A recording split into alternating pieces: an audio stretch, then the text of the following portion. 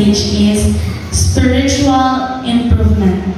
So, unsa man jud ang spiritual improvement? Naa ba jud ni siya kanato? Naa ba jud ni sa atong kinabuhi? So, mao jud atong tun-an karon. So, what is spiritual improvement? So, spiritual growth or improvement is the process of growing in faith and becoming more like Christ. It's a lifelong journey that can happen intentionally. Spiritual growth can involve, first, learning more about God, practicing spiritual disciplines, spending time with others who are also growing spiritually, praying, memorizing and meditating on God's Word, seeking wisdom, increasing empathy and compassion, becoming more resilient, increasing gratitude, detaching from materialism, and committing to service and generosity. So these are the 11 spiritual growth that we're going to discuss. First is learning more about God. Learning more about God means gaining knowledge of His character, nature, and who He is. It can also mean growing in your understanding of God's will and way and learning spiritual truth that can help you in life. So buot pasabot, usa sa makatabang aron ma-improve ang atong pagtuo sa Ginoo is pinaagi sa pagtuon sa Biblia, pinaagi sa pag-ila-ila kaniya. Kay kung sama nga ito, pagtuo sa Ginoo, kita mismo wala kaila niya. Diba? So magtuon ta, kinsa siya, unsa siya, unsay buot pasabot sa Biblia. O pagtuon sa espirituhanong mga kamatuuran na makatabang kanato sa kinabuhi. Sunod, practicing spiritual discipline. Practicing spiritual disciplines means developing habits and practices to strengthen your faith in Christ and grow spiritually. Example, Bible study, prayer, fasting, and living simply. So, atong mapalingkod jud ang atong faith diha sa Ginoo, kailangan ta mo study, pray, fasting, and simple living. So, pila ka ninyo diri ang mubasa jud Bible every day. Every day ha kanang wala jud kilatawan sa adlaw nga kuan dapat kada adlaw jud mubasa og Bible kag mapapri ira magbasa og one verse imo siyang tun-an. Parehata ako kay may nalanggan yung mga pakli o Bible usas kasimana pero usahay yung pakli ko mga 7 mga kaansaban mga pero usahay dili jud hinana ko kay bad dili man jud malikayan ang malimot ta sa pagpakli sa atong Bible kailangan kita makuha diba si katungod sa kabisi. So, sunod, di na dyan malimot, pero ang punta, di lang kalimot. Sunod, spending time with others who are also growing spiritually.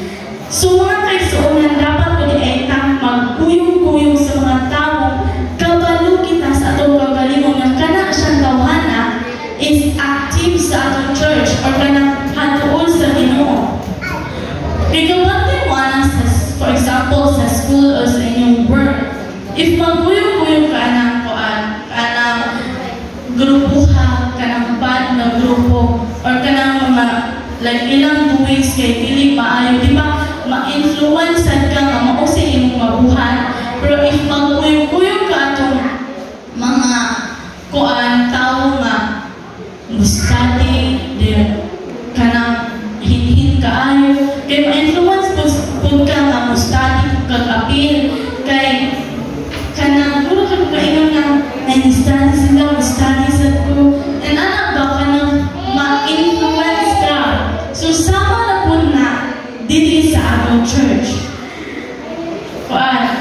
If magsikita uyog sa usa ka tawo which is kabaluta nga active sa church, kay kita mismo ganahan sa tawo kanang muna sa tag ma-influence nga mo active sa church ba kay sa magkanang tawhana di kapil na siya ang activity kanang tawhana sige siya o simba kada Sabado. So kita muna sa tag kanang ganahan mo apilan na magsigit ang simba kada Sabado kay naman tayo uyog kini uyog yung kanang tawhana. So sunod is praying. Kabalo po kita kanang diri nag-ampo Tinoon.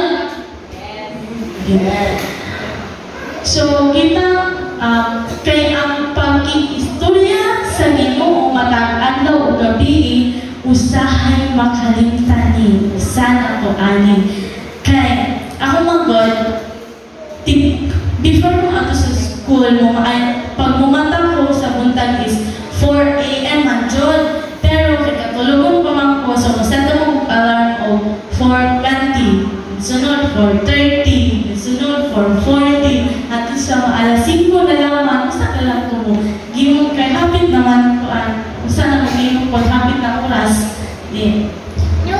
pero mag-pray ko kada gabi karon malimot ko og pray pagkabuntag so usa ka makahinumdum nga wala na ko ka-pray pagkabuntag gad-drive na ko motor so ang gibuhat mag-drive ko motor na praise-an ko hantun sa abot ko tinagpay na ko kung natag-take ko kay wala akong gipasabtan pa mo na malingo dyan ko anak if pagmata na ko sa buntag kay walay karang wala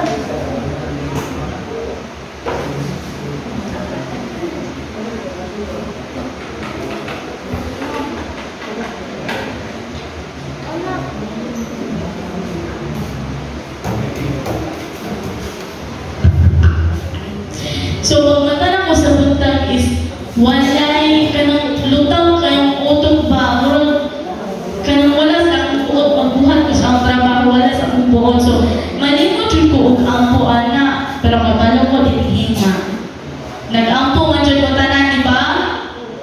Ay wala kana ba ampo yun. Next is memorizing and meditating on God's Word. So, importante dyan sa atua ang mag-settle time and mag-ampo ta kanang naatas hilong nga lugar.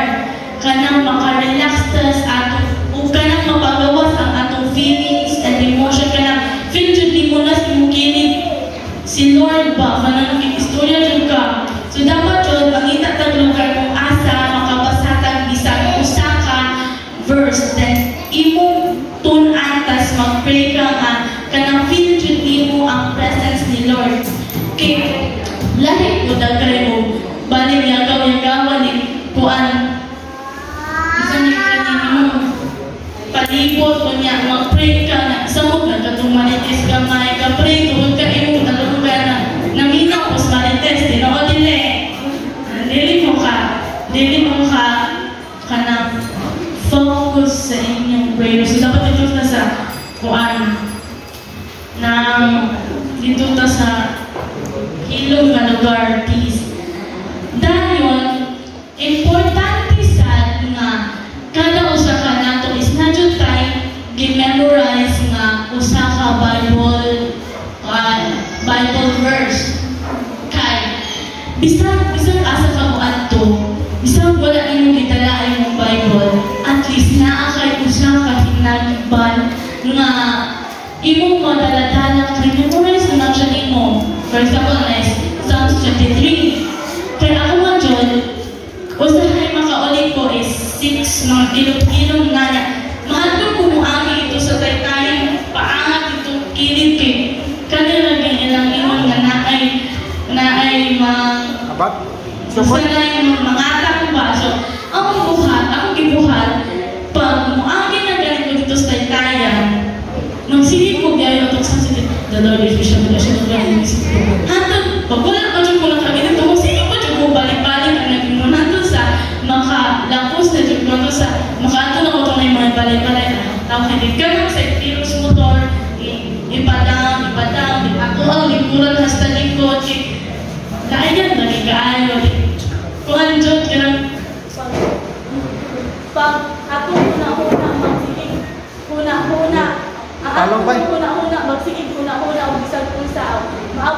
ana mo and ana mi aduna support mo.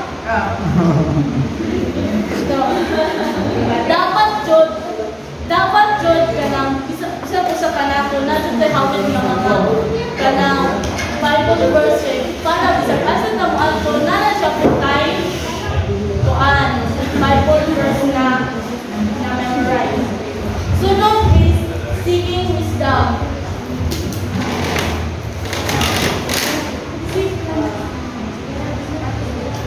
Seeking wisdom means trying to understand God's perspective and apply it to your life. Wisdom is the ability to use knowledge and judgment to make good decisions, like for example, deal with your mistakes, grow, avoid repeating mistakes, contribute to your community, and make choices that really enjoy.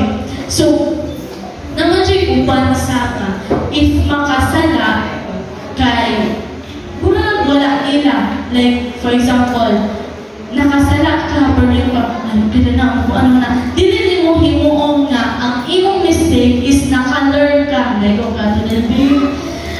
kato, imong mistake is maka-learn ka, imong gamiton ang imong nabuhat na sala, na maka-learn ka ba nga, dili na nimo buhaton o balik kay usay purpose imo ba sorry Lord, pero imo na siya kung ibuhat o puso, diba? So avoid repeating mistake. Himuang nga kuan dili na nimo pugsa jud mo kabalay na dili na nimo ma-repeat na mistake kay useless kay mo pag sorry pero imo na siya kung ibalik imo sala kabalo kasi mo kaugalingon nga kung dili na siya mayo kabalo kasi mo kaugalingon nga sala na siya, diba? Sunod is increasing empathy and compassion. Means understanding and listening to others' feeling and responding with kindness and support. Here are some ways to increase empathy and compassion.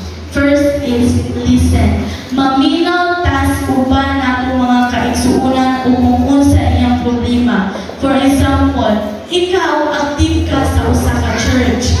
Dayon, as active ka sa usa ka church, bantayan jud mo nang uban sa mga kainan nimo, bantayan jud mo nang uban na murag nahugno na sila murag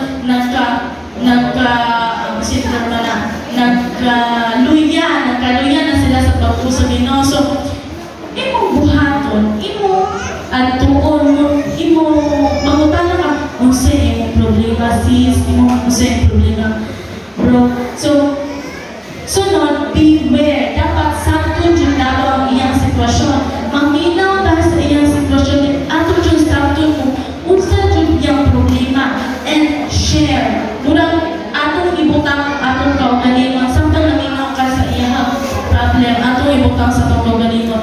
What if ako na ha? What if ako'y naas niyang sitwasyon? Para ma-feel jud nimo kung unsa iyang problem, unsa ka lisod ang iyang problema ba? Dayon, offer support. Atong paligunon pagbalik ang atong kaigsuonan. Atong mangita tambay kung iyang problema kabalo ka man na kay matabang, sumutabang ta. Pero kapag ang problema man ka na siya ay makasulbat, ato siyang tagaan o advice, ato siyang i-cheer up. Kay para dili siya madayon o puno, dili siya madayon o kawala sa ato iglesia. Sunod, becoming more resilient.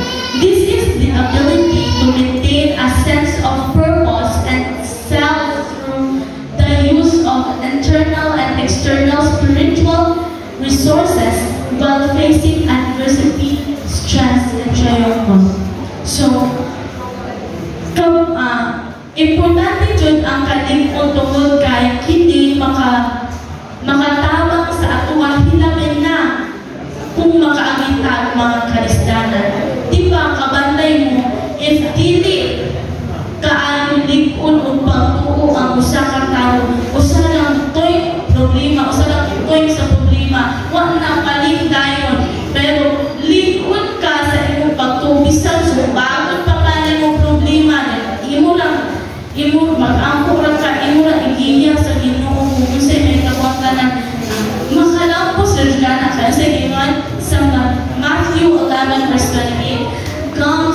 me, all you who are weary and burdened, and I will give you rest. So na kung may problema, mo mga kamtamang sa Ginoo, hindi kayo malikot na mapagawin ka.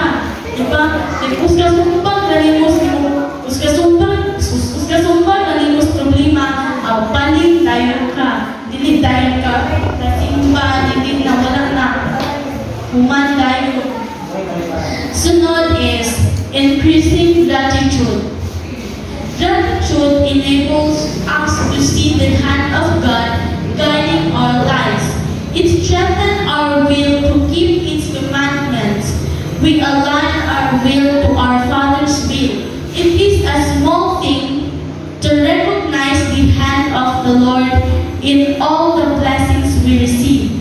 The reward is knowing that God is with us, guiding us through life's challenges. So, pasalamatan nato tanan dili kay uban na like imong handog. For example, ngayon ka, Lord, unta makuan ko ang sunod si Mana, unta makadawat mo ang unta makuan ako to. Dayon wala ihatag sa Ginoo. So, dili na ko ka mga pasalamat, wala mag-ihatag sa Ginoo. Hawa pa itong uban na iyang ihatag ka nato, wala na nato na nakita. For example, hangin, kinabuhi, tubig, sanina, balay, atong mga mata, atong dalunggan, atong ilong, atong kumplito nga gamot, atong kumplito nga tiin. Kaya dili kita tanan na ay kumplito nga nana. Hawa pa itong nanagpuyo sa streets? Diba? Gisig-gisig ay na sanina. Wala.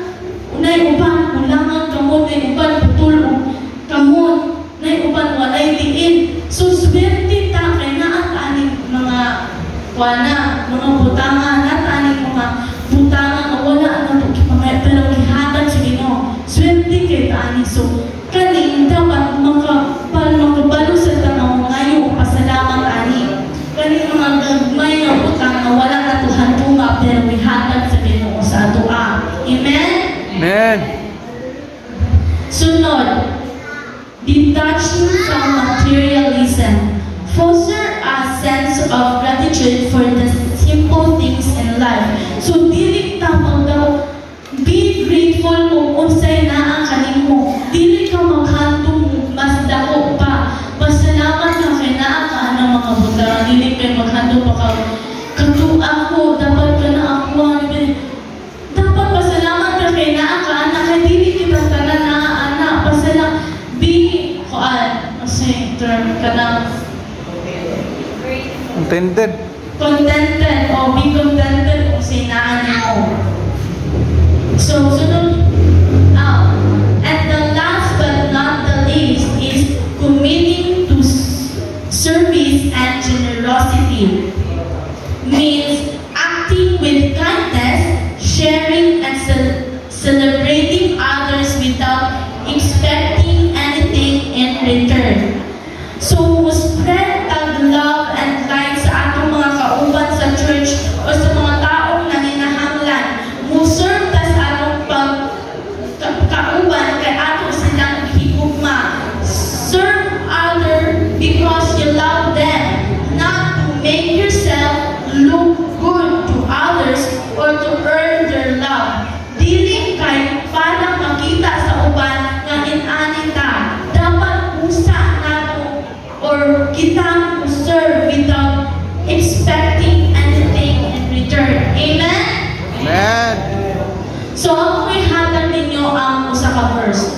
First, Timothy chapter 4 verse 15. Practice these things, immerse yourself in them so that all may see your progress. So, katong akong ipangingon,